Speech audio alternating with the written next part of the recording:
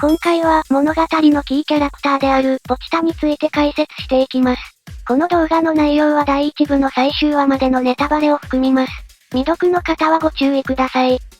ポチタは頭から小さいチェーンソーの生えた小型犬のような悪魔です。全体的に丸みを帯びていて、体の色は赤みがかったオレンジ色、尻尾にはスターターロープのようなものが生えています。意思疎通はワン、クーンなど犬のような鳴き声で行います。瀕死の重傷を負っていたポチタは、ある墓地でデンジと出会い、父親を亡くしたばかりのデンジに血を与えられます。その際、お前を助けるからお前も俺を助けろ、という契約を交わしました。このデンジの契約により、ポチタとデンジは協力して生活するようになります。シュランの父親が多額の借金を抱えたまま死亡したせいで、絶望していたデンジに、こうして新しい家族ができました。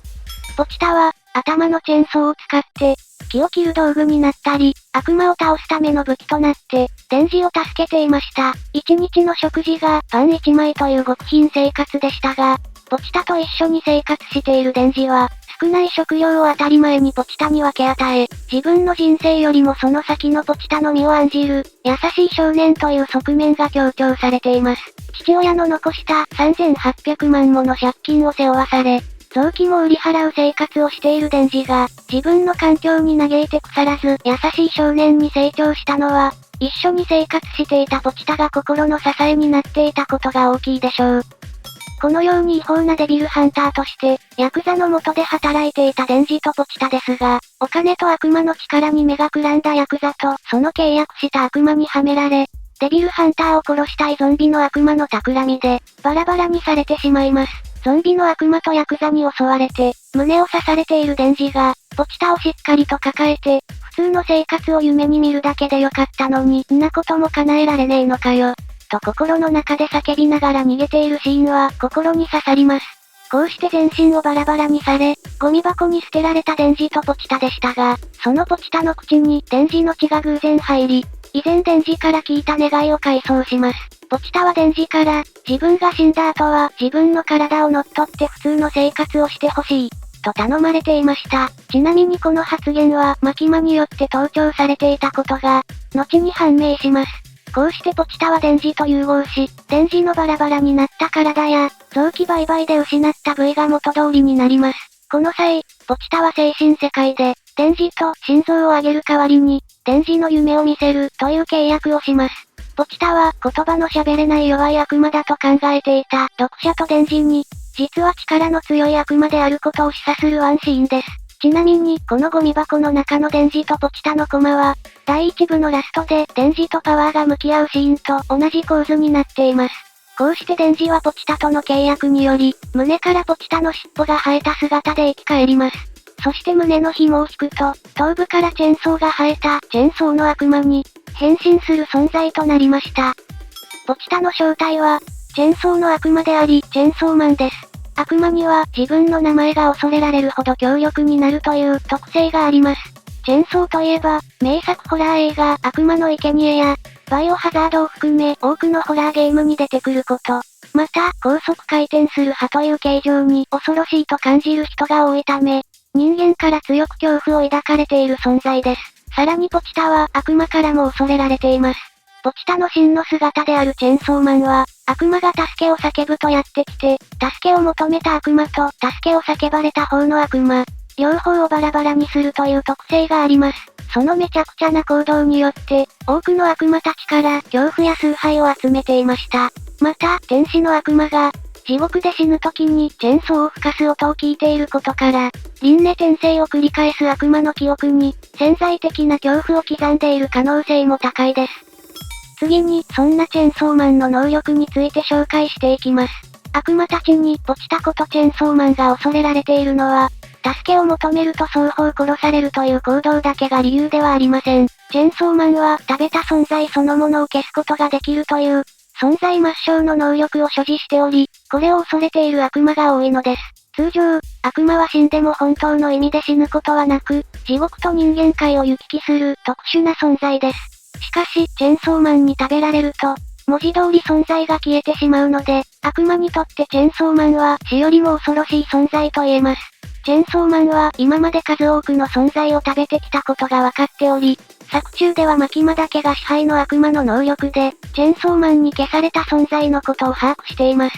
ナチス、アーノロン症候群、第二次世界大戦、エイズ、核兵器、ソア、ヒオ山大噴火、など様々な存在がチェンソーマンに食べられて世界から消滅しています。ナチス、核兵器、エイズ、第二次世界大戦の名前を持つ悪魔は、非常に強力で危険な悪魔とイメージできます。チェンソーマンは世界の均衡を乱す力を持つ悪魔を消す、調停者のような役割を持っていたのでしょうか。ただ、支配の悪魔だけは、26回も殺しておいて、その存在をそのままにしています。支配という概念がなくなり、混乱することを避けるためなのか、自分と同じように強すぎる存在への同情心からかはわかりませんが、マキマ本人もその理由を知りたがっています。他にも作中で地獄の悪魔をバラバラにした際も、食べた描写がないため、チェンソーマン自身が何らかの理由で食べるかどうかを選別しているようです。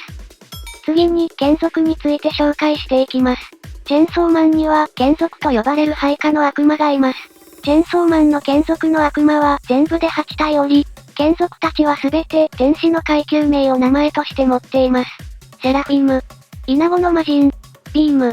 サメの魔人、ガルガリ、暴力の魔人、ドミニオン、バーチェ、パワー、血の魔人、プリンシ、雲の悪魔、エンジェル、天使の悪魔、チェンソーマンの眷属たちは公安大麻4課に多く所属していたことから、マキマが意図的に集めていたと考察されます。サメの魔人のビームが初対面のデンジに、チェンソー様、と懐いていたのは、デンジの中のチェンソーマンの心臓に忠誠を誓っていたからでしょう。また、ビームに関しては、銃の悪魔の仲間であるボムの匂いを知ってましたが、同じ眷属である天使の悪魔はこれを知りませんでした。つまり、ビーム以外の眷属は、ポチタがチェンソーマンだった時と同一の個体ではなく、ナユタのような転生済みの別個体ということがわかります。ビームが銃の悪魔の仲間であるボムの匂いを知っていたことから、以前にチェンソーマンと共に銃の悪魔と戦ったことがあると考察できます。悪魔から魔人になる際に記憶が全て引き継がれるのかは不明ですが、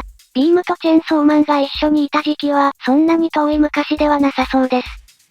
このように作中でも最強クラスの力を持つ地獄のヒーローチェンソーマンですが、初登場時は瀕死の怪我を負って、犬のような姿になっていました。一体誰がチェンソーマンに瀕死の重傷を負わせたのか、作中では明かされていません。そこで、チェンソーマンをポチタの姿にした悪魔を考察してみます。1、銃の悪魔。デンジと出会った時、ポチタは銃創のような傷を負っていました。このことから、銃の悪魔と戦って勝利したものの、瀕死の重傷を負ったという説が考えられます。先ほど紹介したように、眷属であるビームが銃の悪魔の仲間と遭遇したことからも、銃の悪魔とチェンソーマンが戦ったという説は有力です。しかし銃の悪魔は13年前に初めて現れた悪魔で、人間が初めて姿を視認した時は、すでに何者かに倒されていたことがわかっています。意識のない銃の悪魔がいつ頃視認されたのかは、はっきりしていませんが、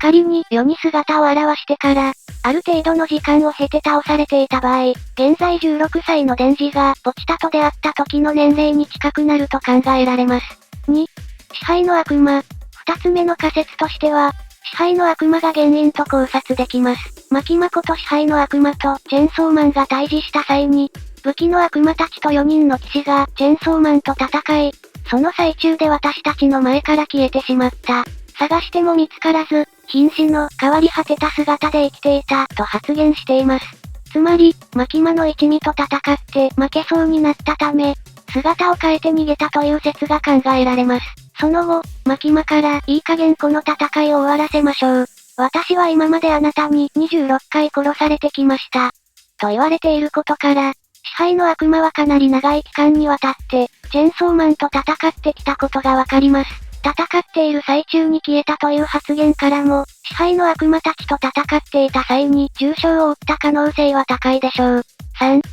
けを叫んだ悪魔。3つ目は、助けを叫んだ悪魔にやられたという仮説です。チェンソーマンは助けを求められると、叫ばれた悪魔を殺し、助けを求めた悪魔も殺すという性質があります。そのため、強力な悪魔と戦闘になり、瀕死の重傷を負った可能性が考えられます。ただ、チェーンソーマンが地獄と地上を自由に移動できるのかは不明なため、この仮説は信憑性がやや低いです。皆さんはどの説が一番濃厚だと思いますか？皆さんが思う、ポチタに重傷の傷を負わせた存在について、コメントで教えていただけると嬉しいです。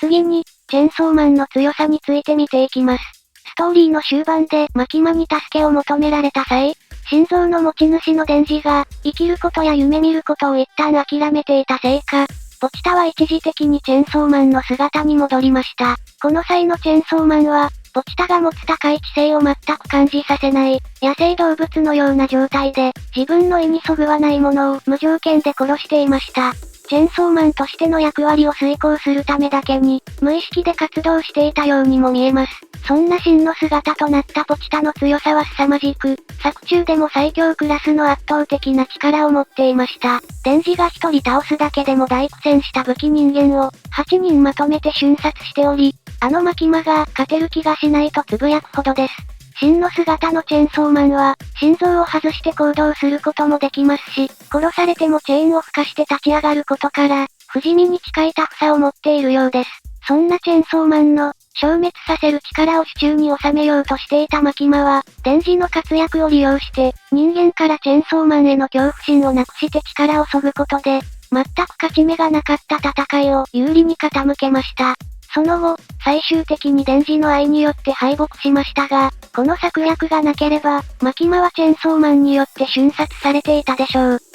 最後に、ポチタの夢について紹介します。物語の終盤で、ポチタはデンジの夢に現れて、自分の夢について語ります。ポチタの夢は、誰かに抱きしめてもらうことでした。チェーンソーマンとして多くの悪魔に恐れられるポチタを抱きしめてくれる存在は、これまでいなかったのでしょう。そんな自分の夢を叶えてくれたデンジだからこそ、自分の心臓を与えて、デンジ自身の夢を叶えてあげたかったのでしょう。デンジに抱きしめられているポチタの顔が穏やかで、とても可愛いのが印象的です。ポチタは第2部でも、デンジの夢や精神世界に現れるのでしょう。また、アニメでの声がどのようになるのかも楽しみです。可愛いキャラクターなため、女性声優が起用される可能性が高そうですが、ポチタは元々がチェーンソーマンであるため、男性声優もあり得そうです。全く誰になるか予想がつきませんが、ポチタのキャラクターボイスは誰が担当すると思いますか？ぜひコメント欄で教えてください。以上、